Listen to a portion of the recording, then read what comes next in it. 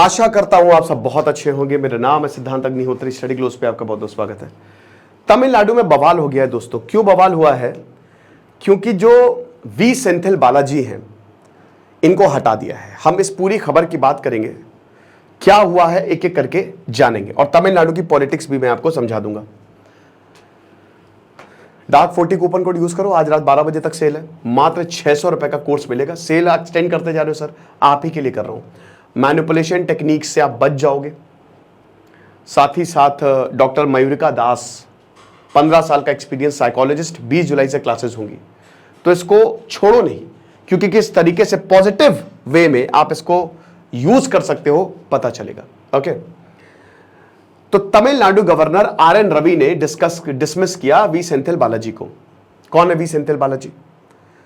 पहले आप तमिलनाडु की पॉलिटिक्स समझो, मैं आपको एक एक चीज करके समझाता हूं। देखो, तमिलनाडु की पॉलिटिक्स मेरे जो बहुत मैं जिनको काफी फॉलो करता हूं, और ऐसा लीडर सदियों में एक बार पैदा होता है, उनका नाम है के कामराज, भारत रत्न के कामराज। महानता की सारे हदें पार कर दी उन्होंने। इनकी आप बायोग्राफी और इनकी किताब जरूर पढ़िएगा, रोने लगेंगे आप, गारंटी है। ऐसे लीडर्स हुए, साउथ के लीडर्स कमाल हुए हैं।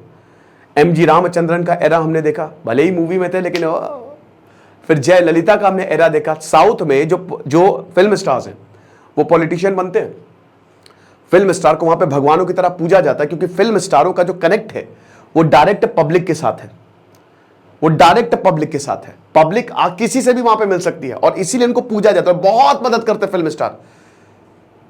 भाई बॉम्बे हे लुटेटे मच वे लुटेटे सीवे राजकुमारा। अब हो सकता है थोड़ा गलत कर दिया हूं मैंने, पर मेरी इतनी अच्छी कन्नड़ नहीं है। भाई पुनीत राजकुमार जो थे, क्या गजब। मैं तो जब बैंगलोर गया था तो टैक्सी ड्राइवर रोने लगा था। ये चीज है, वो इतना काम करते हैं। तो गजब है पॉलिटिक्स वहां पे। लेकिन तमिलनाडु में वैसे तो शुरुआत में तो भाई आपके सी राजगोपालाचारी आए, उसके बाद फिर आपके के कामराज, देन अन्नादुराई का एक आया, फिर 1969 में मद्रास को तमिलनाडु ही कर दिया, स्टेट ही बदल दिया। देन उसके बाद आपके एमजीआर का एरा चला, फिर जयललिता आई। जयललिता भी एक्ट्रेस। तो वहां पे दो पार्टी, द्रविड़ मुनेत्र कझगम और all India Dravida Munnetra Kazhagam, AIADMK और डीएमके, वही करुणानिधि वाली डीएमके, यही दो जो है वो चलते हैं। और एक बार एआईडीएमके की पार्टी रहती है। वैसे तो एआईडीएमके ही नहीं, जयललिता वाली पार्टी जो थी, इन्हीं ने ही जो है वो डोमिनेट किया, ठीक है। लेकिन अभी जब 2021 में इलेक्शन हुए, इससे पहले एआईडीएमके ही थी, और 2 टर्म रही जयललिता। फिर आपको पता है करप्शन चार्जेस लगा, वो गई जेल। तो एआईडीएमके जो है वो रही। अभी जब इलेक्शन हुए तो एमके स्टालिन आ गए 2021 में, डीएमके, ठीक है। अभी प्रेजेंटली जो सरकार है वो डीएमके भी है, द्रविड़ मुनेत्र कझगम, और MK Stalin is the chief minister, right. ये चीज है। तो सब बढ़िया चल रहा था, कोई दिक्कत नहीं है। लेकिन हुआ क्या? प्रॉब्लम हो गई वी सेंथिल बालाजी। कौन है ये? 14 जून को इनके घर में रेड पड़ी, ठीक है।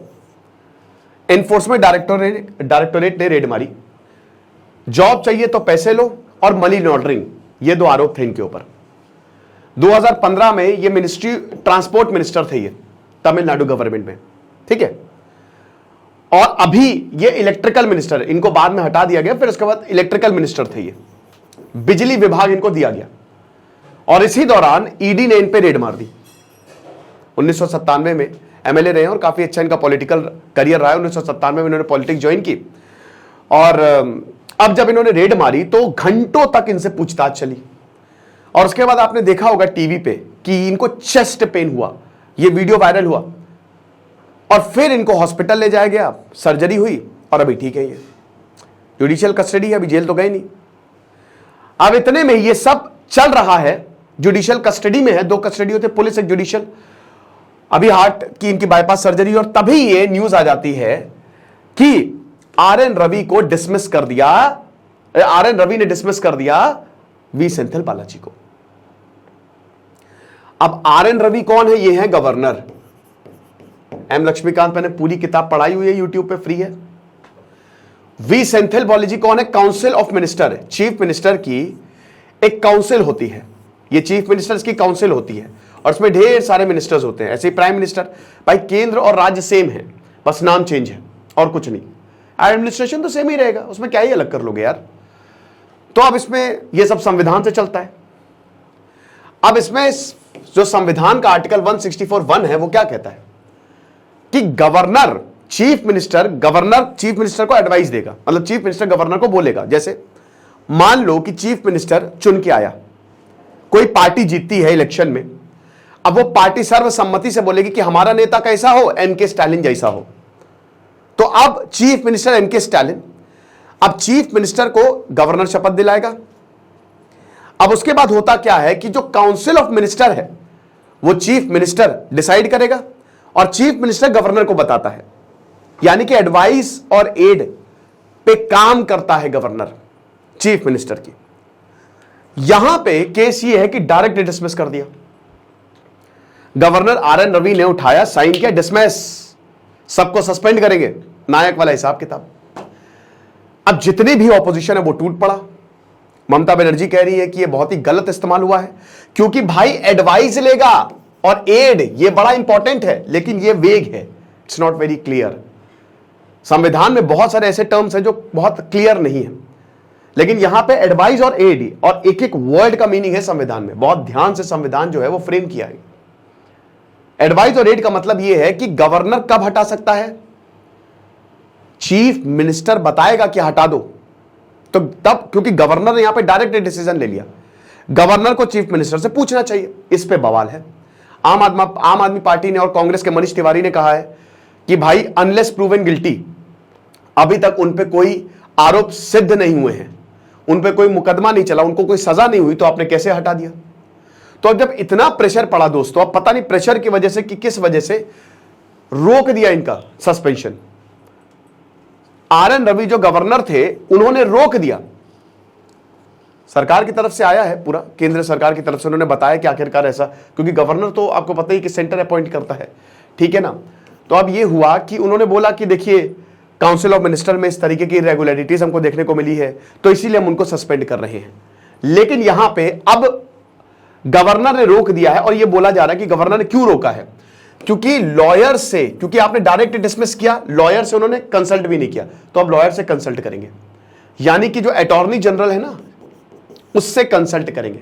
तो हाईएस्ट लॉ ऑफिसर होता है इंडिया का, सरकार का वकील, और राज्य में वो सॉलिसिटर जनरल होता है। तो पहले लीगल एडवाइस लेंगे, उसके बाद आप डिसीजन लीजिए, वो भी चीफ मिनिस्टर से पूछ के। तो फिलहाल पहले तो सस्पेंड कर दिया, लेकिन अभी इसको ऑन होल्ड कर दिया। तो आप देख सकते हैं कि V Senthil Banerjee facing serious criminal proceedings in number of cases, बहुत सारे केसेस में क्रिमिनल प्रोसीडिंग्स ये फेस कर रहे हैं। ये इन्होंने एज अ मिनिस्टर अपनी पोजीशन को अब्यूज किया है। अभी ये जुडिशियल कस्टडी में है, क्रिमिनल केस जो कि NED जो है वो उसकी जांच कर रही है, और कुछ और भी केसेस हैं इनके ऊपर, मनी लॉन्ड्रिंग के, जिसपे प्रिवेंशन ऑफ करप्शन एक्ट लगता है। तो ये राज्य की सरकार, अभी CBI का आपने देखा था, CBI अभी तमिलनाडु ने जो जनरल कंसेंट होता वो हटा दिया था, वो मैंने लेक्चर किया था, याद होगा आपको, कि अब जो तमिलनाडु है CBI को घुसने नहीं देगी। आप ये ऐसा समझ लो, जनरल कंसेंट जरूरी होता है राज्यों का। तो यहां पे रीजनेबल एप्रीहेंशन है, ठीक है, वी सेंथिल बालाजी। इसीलिए जो काउंसिल ऑफ मिनिस्टर में अभी ये बने हुए हैं, अब जब काउंसिल ऑफ मिनिस्टर में इनके ऊपर आरोप है और काउंसिल ऑफ मिनिस्टर में भी है, तो जाहिर सी बात है कि जो प्रक्रिया चल रही है, जो प्रोसेस ऑफ लॉ है, वो दिक्कत में आ सकता है। इसीलिए हम इनको सस्पेंड कर रहे हैं। मतलब एक मंत्री अगर काउंसिल ऑफ मिनिस्टर में है और उसी के ऊपर आरोप लग रहे हैं, तो कैसे निष्पक्ष जांच हो सकती है, क्योंकि पुलिस तो राज्य के अंदर ही आती है। लेकिन फिर यहां पे यही बोला गया कि भाई गिल्टी तो है नहीं वो, तो आप उनको कैसे हटा सकते हो। फिर आपने चीफ मिनिस्टर से पूछा भी नहीं, तो सरकार ने यही बोला है, ठीक है। जब MK स्टालिन ने यही बोला कि कोई अभी आपके पास पावर ही नहीं है, MK स्टालिन ने कहा यू डोंट हैव, कॉन्स्टिट्यूशनली आपके पास पावर नहीं है कि आप हटा सके। M अप्पावू जो स्पीकर हैं, उन्होंने भी यही बोला कि जो गवर्नर हैं वो जो प्रिंसिपल होते हैं कॉन्स्टिट्यूशन के, हर कोई संविधान के अंदर रहता है, संविधान से ऊपर नहीं है। तो इसीलिए इसको ऑन होल्ड कर दिया। अभी बात यही, अब ये 164(1) है कि वही है कि जो भी चीफ मिनिस्टर है, काउंसिल ऑफ मिनिस्टर्स हैं, वो एडवाइस एंड एड, मतलब चीफ मिनिस्टर बताएगा, एडवाइस करेगा। एडवाइस मतलब यही कि बताएगा, भाई जानकारी देगा कि ये काउंसिल ऑफ मिनिस्टर, कल को गवर्नर बोले कि भाई देखो तुम काउंसिल ऑफ मिनिस्टर में को, तुम चीफ मिनिस्टर को, वो नहीं कर सकता।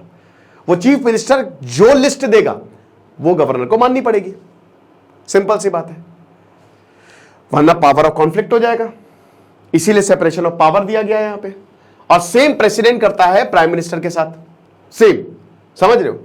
तो यही बोला है कि आपने ना हमसे पूछा ना चीफ मिनिस्टर से एडवाइस ली और आपने हटा दिया। तो Shamsher Singh versus state of Punjab में 1974 का, इसमें भी जो 7 जज बैठी थी कॉन्स्टिट्यूशन में, उसके बाद फिर आपको पता ही कि फिर लास्ट में वही केशव नंदा भारती केस में बैठी थी। तो यही बोला कि जो फॉर्मल कॉन्स्टिट्यूशनल पावर है, आप समझिए कि इसमें एडवाइस ऑफ द मिनिस्टर, यानी कि जो मिनिस्टर हैं आप उनकी, चीफ मिनिस्टर की पूछ तो लो तब जाके, ये हिसाब किताब है। और ऐसे महाराज के साथ भी हुआ था, सेम अभी महाराज के साथ भी हुआ था, लेकिन अब यहां पे भी हो रहा है। तो इसमें काफी ज्यादा बवाल कटा है, देखेंगे आगे क्या होता है। जो होगा हम आपको बताएंगे ही बताएंगे। बाकी ये शानदार डार्क साइकोलॉजी का कोर्स आप जरूर अवेल करें, आपको बहुत ज्यादा फायदा होगा। Thank you so much.